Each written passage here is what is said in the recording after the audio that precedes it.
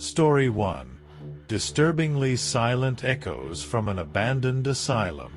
As I walked through the overgrown courtyard of the abandoned asylum, a chill ran down my spine. The imposing building loomed before me, its windows shattered and its walls covered in graffiti. The air was heavy with the scent of decay, and a sense of foreboding hung in the air like a thick fog.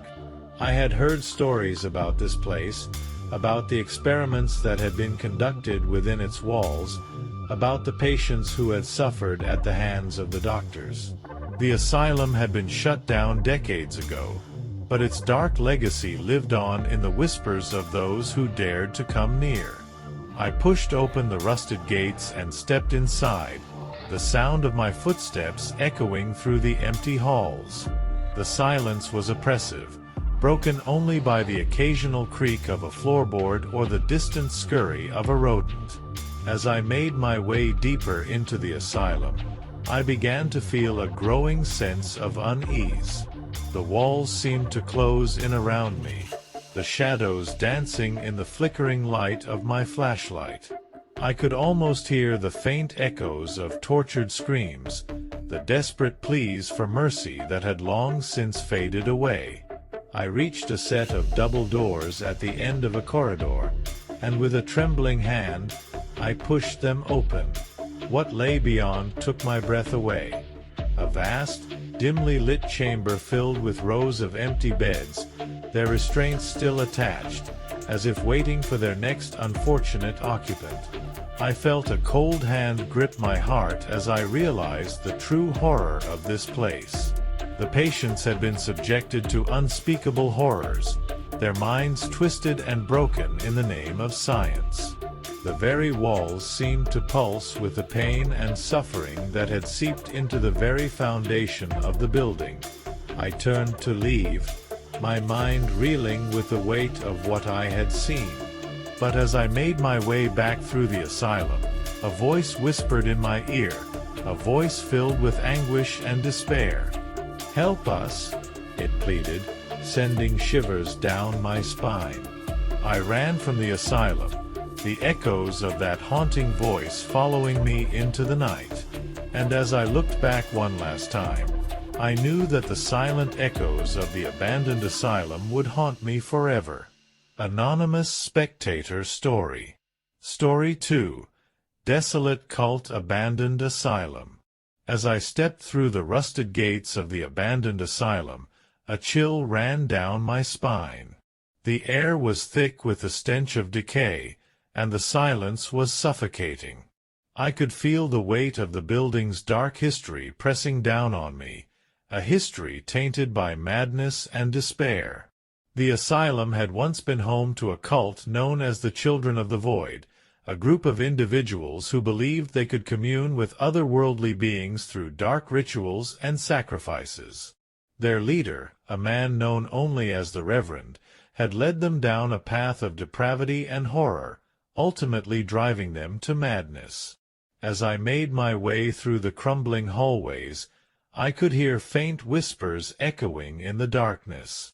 Shadows danced at the edges of my vision, and I could swear I saw movement out of the corner of my eye. The feeling of being watched never left me, a constant presence that sent shivers down my spine. I stumbled upon a room that seemed untouched by time, the walls covered in strange symbols and sigils. In the center of the room lay a decaying altar, dried blood staining its surface. I could feel the malevolent energy radiating from the room, a palpable sense of wrongness that made my skin crawl. As I turned to leave, a sudden noise made me freeze in my tracks. A low, guttural chanting filled the air, growing louder and more insistent with each passing moment. Panic gripped me as I realized I was not alone in the asylum, that something sinister lurked in the shadows. I ran, my footsteps echoing through the empty corridors as I desperately tried to find my way out. The chanting followed me, a relentless pursuit that seemed to come from all directions at once. I could feel the darkness closing in around me, suffocating me with its oppressive weight. Just as I thought I could go no further, I stumbled into a large chamber at the heart of the asylum. The room was bathed in an eerie red light, and in the center stood a figure cloaked in shadows. The Reverend, his eyes gleaming with madness, raised a bloodied knife in my direction. In that moment, I knew I was facing something beyond human comprehension, a force of evil that had festered in the heart of the asylum for far too long. With a final, blood-curdling scream, I braced myself for the inevitable. Anonymous Spectator Story. Story 3. Mortal Echoes: The Vengeance of the Abandoned Asylum. I never believed in ghosts or the supernatural. I was a man of science, a doctor dedicated to healing the sick. But what I witnessed that fateful Christmas night shattered my beliefs and plunged me into a world of terror and despair. It all began when I received an urgent call to the old asylum on the outskirts of town. The place had been abandoned for years, a decaying monument to the corruption and neglect that plagued the healthcare system. As I made my way through the crumbling hallways, a sense of unease crept over me. The air was thick with the stench of decay, and the walls seemed to whisper of unspeakable horrors.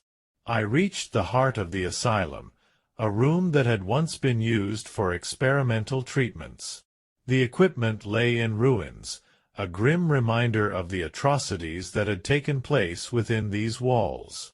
And then I saw her, a young woman, her eyes filled with a cold fury that sent shivers down my spine. She was a former patient, a victim of the asylum's cruel experiments. Her spirit had lingered in this place, consumed by rage and seeking vengeance on those who had abandoned her to die. As I tried to reason with her, I felt a chill in the air, a sense of impending doom that gripped my heart. The woman's form began to distort and contort, her screams echoing through the empty corridors. Shadows danced around her, twisting and writhing in a macabre dance of death. I knew then that I was in the presence of something beyond my understanding, a force of pure malevolence that defied all logic and reason. As I turned to flee, the walls themselves seemed to come alive, reaching out to ensnare me in their cold embrace. I stumbled and fell, my heart pounding in terror as the spectre loomed over me, her eyes burning with a hatred that chilled me to the core. And then, just as suddenly as it had begun, the horror faded away, leaving me alone in the darkness. I stumbled out of the asylum, my mind reeling from the ordeal I had just endured. I knew then that some things were beyond the realm of science, that there were forces in this world that defied all explanation. To this day, I cannot forget the mortal echoes of that Christmas night, the vengeance of the abandoned asylum that haunts my dreams and fills me with a terror unlike any I have ever known. And I pray that no one else will ever have to face the horrors that lurk within those decaying walls. Anonymous Spectator Story.